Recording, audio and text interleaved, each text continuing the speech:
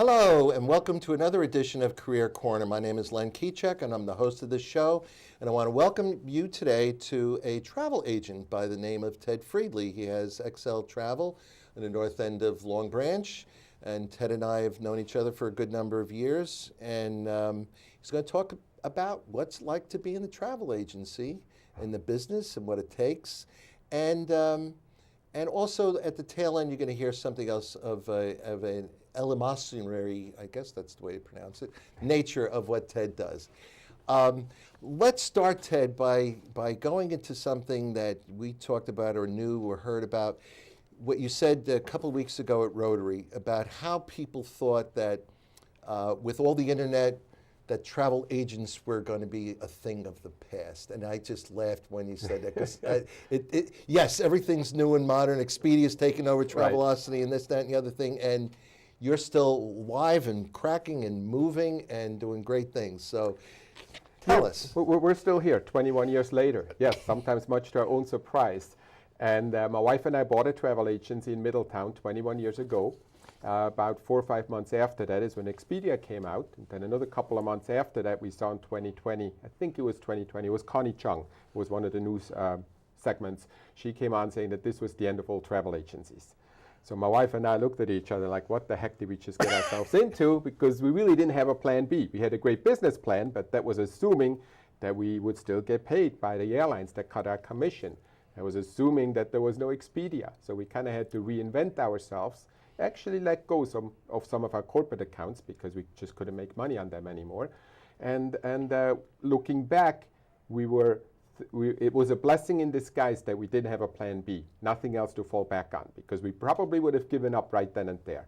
But this kind of forced us to just make some adjustments and enjoy what we're good at and tough it out. And like I said, 21 years later, I don't know where Connie Chung is for sure, but I know we're still here. So it's all good. And we're still having a good time doing it. I'm amazed, and it's only been within the last 10 or 15 years that my wife and I have traveled, more so probably the last 10. Europe mostly, some Asia, we're planning Asia again, coming up. But for an agency like yours, how the heck do you know about all these places in the world where people can go to? It's a very good question, because it used to be that we as travel agencies were the only source of information for customers. And now everybody can go online and get their information quite readily available. It makes it more difficult for us to be an expert in everything, and we can't be. I'm the skier in the office. I'm not the cruiser in the office. I have one lady who's been on 40-some cruise ships. So if you wanted to be going on a cruise, I might not be the right person to talk with.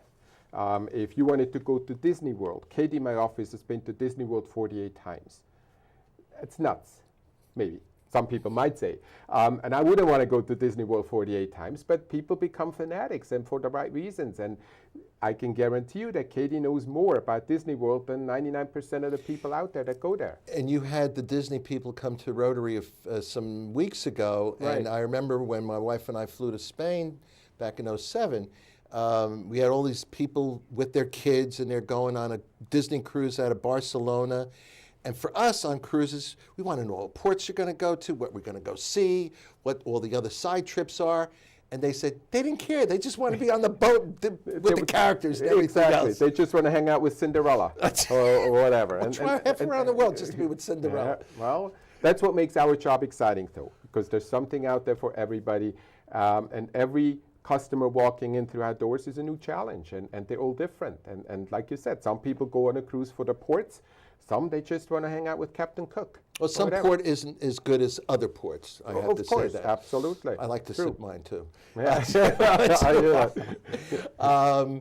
So how did your wife and I get into the business? I mean, you say you bought a travel agency. What did you know when you decided to do this?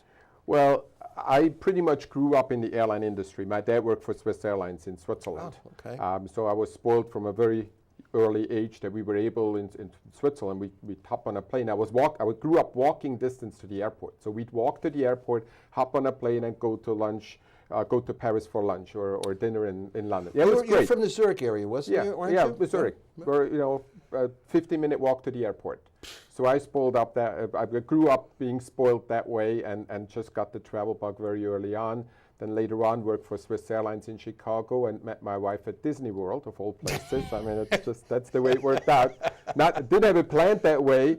And she had already worked for a travel agency as well at that time, so we both had a lot of experience in the industry before we took over a business. And that would be my advice to anybody. You don't want to start out a business without having worked somewhere else and possibly learned from somebody else's mistakes. So you basically embraced the random events that brought the two of you together, and absolutely. and what was predicted to be a downfall actually became something that changed your lives and said, no, we're just going to do it differently. Oh yeah, absolutely. And you know what? The more information is online, actually, the better for us, because people get confused. We get new customers on a weekly basis that come in. They say they've been on Expedia, Travelocity, Orbitz, you pick any of them, for the last 5 days. And now they're more confused than ever. They don't know who to believe and what to believe. And it's kind of similar. You're an attorney. Anybody can do their own will. Doesn't mean that's a smart thing to do, right? Some stuff I've seen. So Exactly. Yeah. So in our business too, anybody can go online and book something. But if something, God forbid, happens, there's a snowstorm, the gnome doesn't answer the phone. I mean, it's just a little bit more difficult than to actually get somebody to help you out. Tell the story about the guy who was able to do $20 a head cheaper for his family, and they wound up, Yes, absolutely. Great story. And we hear Great these stories all the time, unfortunately. This was a family that came in wanting to go to Greece, to Athens. And we gave him a price, it was around $1,000. And then his son found it cheaper, $20 cheaper per person, by doing 2 tickets, one to England, London, and then another one from London to Athens. The problem is that when you do that, different luggage restrictions come into place. It's a different maximum weight that you can take into London compared to what you can take from London to Athens. So they have 400 pounds of extra luggage once they get into London and try to check in for the flights to Athens, because it was on 2 separate tickets. So it cost them $4,000 for the extra luggage. And they went to a wedding, so they couldn't really just leave their wedding gifts behind. That mistake cost them a lot of money. Now, if the father would have called us and said, my son just found something online, what do you think of it? We would have told him, we already checked that. It doesn't make sense. And actually brings up a good point. And I think for any industry, it's always easy to get cheaper.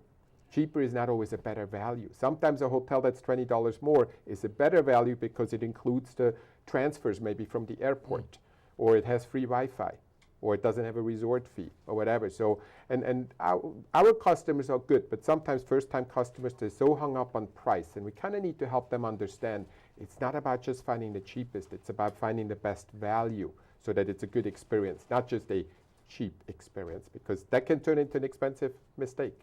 You know, it's interesting. I know a stewardess. I've known various stewardesses over time who worked for Continental, Right. and that United merger some couple of years ago, Right. still not even done right. And when I told her we were going to Singapore, she said, "Well, let me see the flights. Maybe I'm going to work it to going here to Heathrow."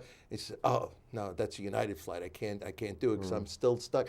Which is incredible to know that there's still a lot of union regulations interlaced with this whole thing. One of the things that you still do, you did shows at Sickles, you Right. did that recently, and then you and I both went to the New York Travel Show. You were Right. on Friday, we were on Saturday, so a lot of the same things. Also a good thing to do if people are interested in traveling, go to these shows and learn something from them. Absolutely. I mean, the internet is a great tool to get information. It's just you don't always know how much of it is advertising. Keep in mind, just because it's online, it doesn't necessarily mean it's true. And of course, I'm biased when I say that, but a travel agent does give you unbiased information, because our main purpose and goal is for you to book with us again. I quite frankly don't care whether you go on Royal Caribbean or Seabourn or Costa Cruise Line. My sole intent and purpose is to make sure that we meet your expectations. One of the things that people like about you, Ted, is you also have a big heart and a good heart. Tell us about Kick Cancer Overboard. Okay, thank you. Appreciate the opportunity. This started about 5 years ago, actually more, 7 years ago, when a good friend of ours, you also know her, Donalyn Giegerick and Tom Zapcic, they both in their 40s, got hit with a very severe form of cancer. They're both okay now, but it kind of opened up my eyes to want to do something. Up until that time, I was always under the impression people get cancer because they drink too much, they smoke too much, and obviously that's all not the case. And once Donalyn and Tom kind of brought that to my attention, and I was aware of that, realizing too how many kids have cancer. I said, what can we do, my wife and I, to give back a little bit and make a difference? And I'm not a golfer, so golf outing, that didn't seem appealing. I'm not a gambler, so casino night. I said, I own a travel agency. Why not give back some cruises to people that deserve a break and will enjoy a break? And Cancer was born that way. Donna Lynn jumped on board right away. Now in our first 4 years, we've been able to give away over 100 free cruises to people who truly deserve a break. And that's with the help of Rotarians, many other groups in the community. And it's a great experience for us too, because when people give money to another organization, they don't always know how much of that, what percentage actually goes to the recipients, how much money goes to administrative costs. And our advantage is that we can actually bring in the people to, let's say, a Rotary Club or to another organization that we give the free cruise to. We just did a fundraiser over the holidays with Rocket, a group of 8 to 18-year-old kids. We raised money. These kids basically played a rock concert. We raised money to then send a family with a 4-year-old cancer victim on a cruise. So it's the best scenario, kids raising money for kids.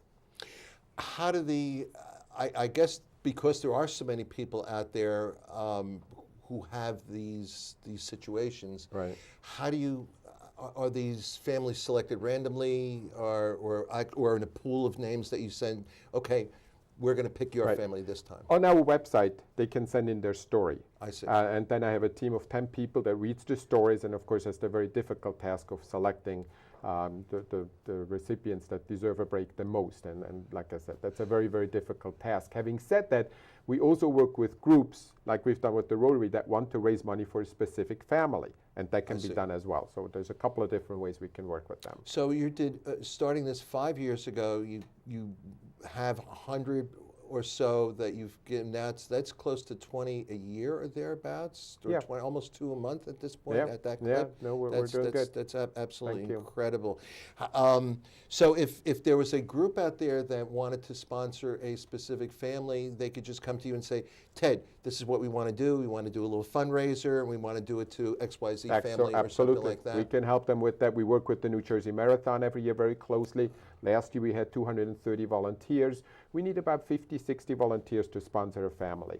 And it's much easier many times for a person to give 4 hours of their time to help us out, especially considering the good that it will do, than maybe to send us a $100 check. So if anybody has extra time, that's all we ask. Help us out with your time. Volunteer. New Jersey Marathon is always a lot of fun. It's a fun event.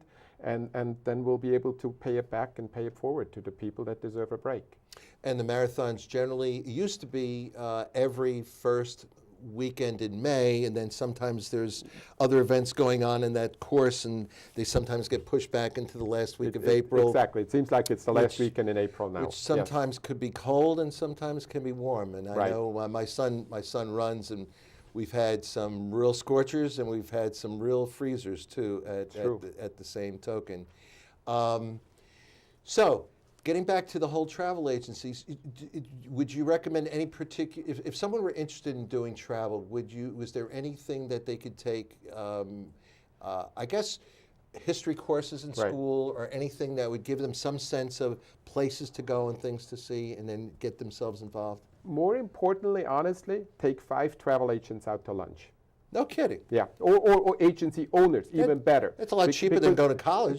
Well, yeah, it is. Because then you really get to know the people that are doing it in the trenches. And it's like, is it smart for a person that likes to eat to open up a restaurant? You know, I don't know. Is it smart for a person that likes to travel to open up a travel agency? There's so much more involved than just in traveling the world and even enjoying history or all of that. You got to deal with the people. You got to be able to work with the crazy requests sometimes that people have, which makes it fun too. Thank you, Ted. My pleasure. Once again, this was Ted Friedli from XL Travel and Kick Cancer Overboard. Thank you very much. Great to be here. So, April. Yeah? You know your charger's still using energy when it's plugged into the wall, right? Yeah, but that's not my charger. I don't even have a cell phone.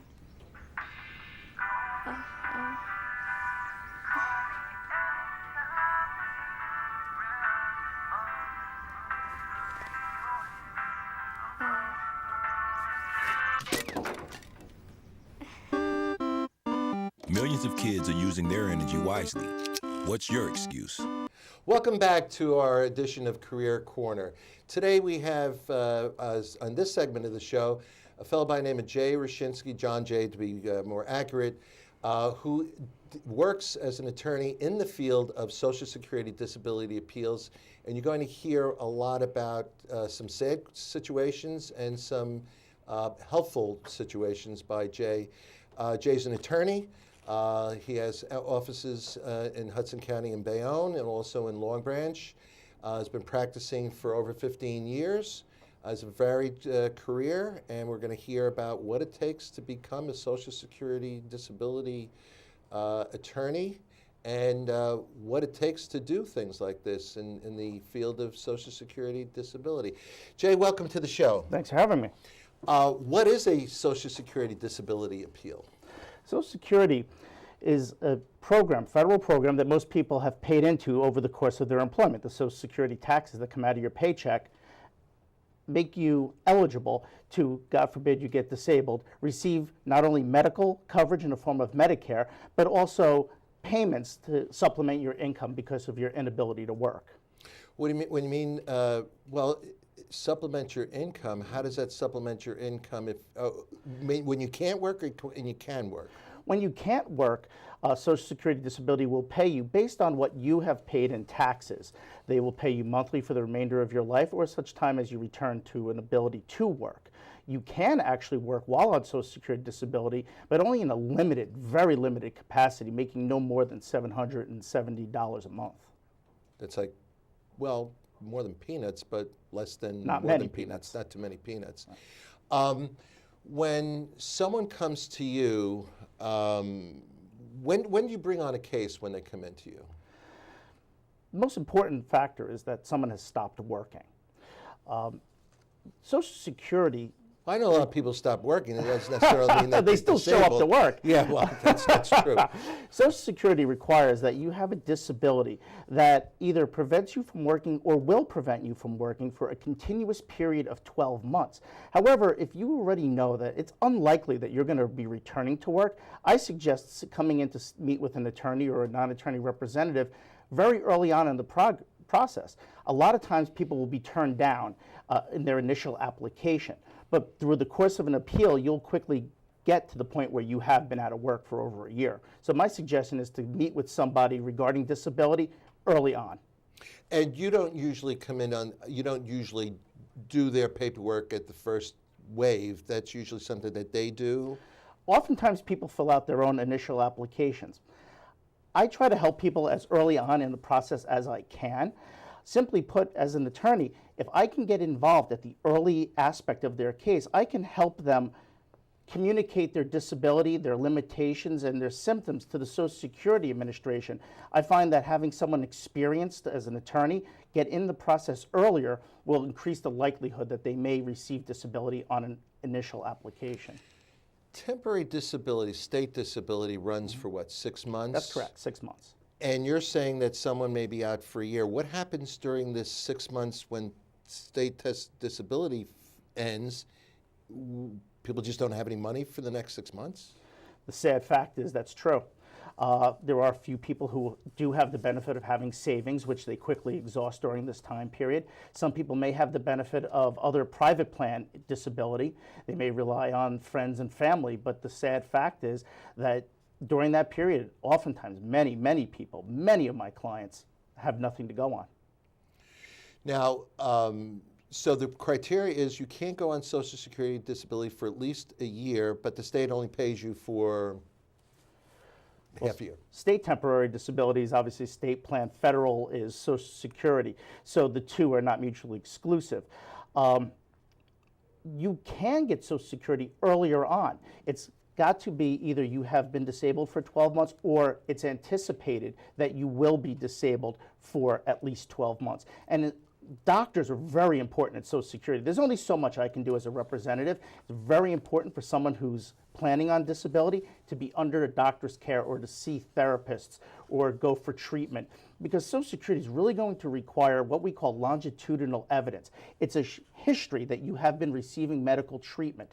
There's a false idea out there that people just go, oh, I'm hurt, go see one doctor who writes a quick letter and you get Social Security. That's not how it works. If you can establish that you're under a treatment protocol, or you have a doctor who is willing to certify to Social Security that there's no way that this person is going to return to work, or there's no way they're going to return to work in at least 12 months, Social Security can be awarded sooner than 12 months. Before I get to this whole process of the appeals, to get back to that, how do you learn or develop the skills to do what you do? I was fortunate to be introduced and initially taught Social Security by a partner at a law firm I was working for maybe about 10, 15 years ago. I initially started off as a workers' compensation attorney, and I was taught that by my first boss. And you learn by following seminars, you learn by trial, going into court, you learn by observing other senior attorneys in court. Keep your eyes open, your mouth shut. You pick up the experience as you go along. Workers' compensation is also very medically driven, as is personal injury law. You have to become familiar with treatment protocols, medicine, the type of symptoms and complaints that go hand in hand with certain diagnoses. Social Security was a natural offshoot of that. Oftentimes, if someone's totally disabled as a result of a work-related accident, they can apply for not only workers' compensation, but Social Security. The interaction of the two really started to focus my career towards Social Security disability. And wasn't your father a pharmacist? So you were on drugs at an early age and learned all about that? Well, I wasn't on them, but I certainly delivered them to customers. What's this? Exactly. But not only do I have a basic familiarity with some of the medicines and what they're prescribed for, more importantly, I got to observe my father's interaction with his customers. And while as an attorney, I'm not in a position to help cure someone of their ailment, I did learn the lesson of how to treat your customers and try to help them. He was trying to help them cure an ailment. I'm just trying to help them adapt to life with a disability.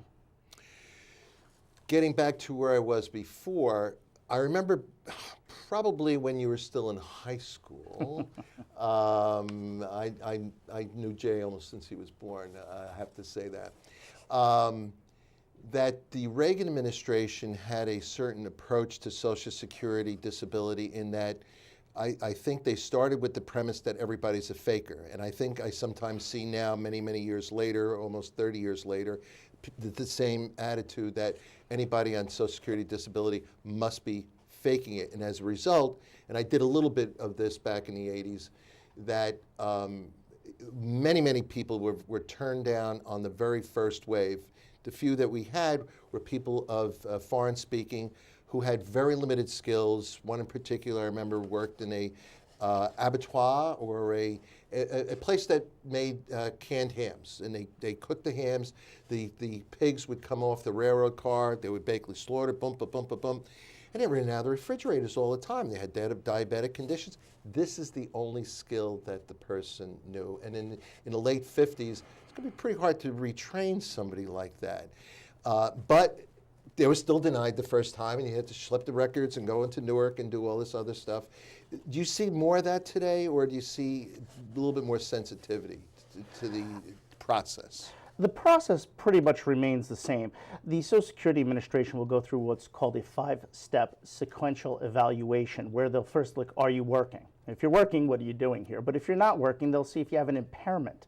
Is that impairment severe? This is where you give all your complaints. And to go back to what you said earlier, advice I can give to anybody looking to apply for Social Security disability, whether they're filing their application or talking to their doctor or therapist, never exaggerate your complaints, but never leave anything out. Especially when you represent someone who has an illness or a disease process that isn't evident. Sure, we all see the person who lost an arm or is bent over, or they have a skin disorder, or they're blind. But oftentimes people could be disabled from an internal disease or a mental disorder.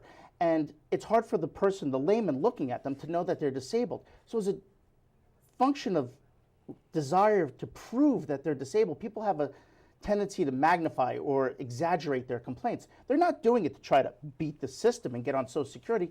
They just want to be believed.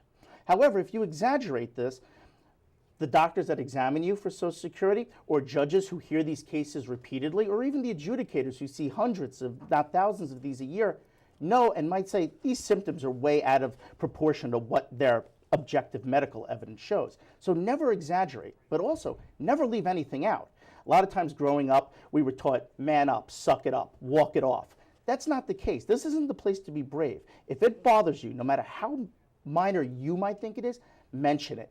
Because that type of symptom can be hand in hand with the type of disability you're alleging. Another thing you mentioned in the 80s, there was there's still a belief among general population that drug addicts and alcoholics get Social Security. How come these worthy people get it? That's not the case. The law has changed. If you are actively under a disability caused by alcoholism or drug addiction, you don't qualify for Social Security disability. But you wanted to know, has it been a little bit more understanding? Yes.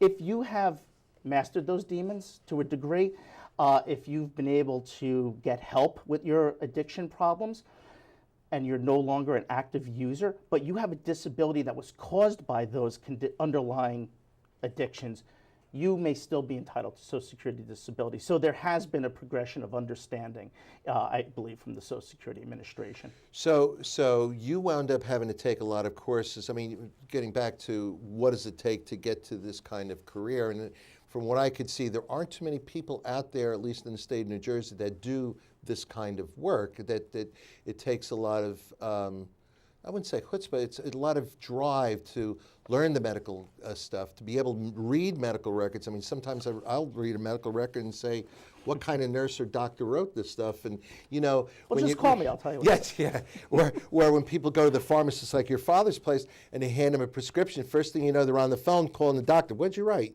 Because they can't write worth a darn. I can't write worth a darn anyway. I write my own notes. I don't even know what I write. But so basically, it's a lot of tenacity, perseverance, and willingness to learn a lot of stuff. It really is. I mean, above and beyond the having to graduate law school and pass the bar exam. Passing the bars first. I mean, pass the bar on the way to the bar exam. Right, okay. But you'll get the medical records from someone. If you don't know what the word is, you take out dictionaries. I've spent many days up at Seton Hall Law Library looking through treatises or learned materials on Social Security disability or on specific medicine. I've relied on doctors, chiropractors, and pharmacists I've called up that I've developed a relationship with and said, hey, can you tell me a little bit about this case? Again, you observe it in court. You know what I also find? One of the things that Social Security fits my personality, a lot of times you see lawyers on TV and it's the knock the guy down, step on his throat, and scream in his face. That's not me. And in my practice, Social Security isn't adversarial. I am there with my client. I'm advocating their position to a hearing officer. There's not someone on the other side arguing against us. So it fits my personality to go in, and even if necessary, you tell a judge, you tell a doctor, listen, I'm not a doctor, I'm not a physician, I'm not a therapist. Could you explain this to me? And there's a certain level, if you have that humility and that willingness to sit and talk to people, you'll be amazed how much people will tell you and try to help you. And that also carries over, because a lot of times Social Security disability, I like to joke, my office is in Long Branch is on the second floor. Joke, if the people could walk all the way up to the second floor, I don't take the case, they're not disabled enough. But all kidding aside, I will make house calls to people, because you have to do that. You can't have an arrogance that everyone has to come to you. So just to sum it up, you need compassion, you need to have some acuity, you have to be somewhat psychiatric, but it can be really rewarding. And I think that's important to our viewing audience to know that this is a career that can be very rewarding. Thank you, Jay. Thank you. Thank you, and thank you, viewing audience, for watching.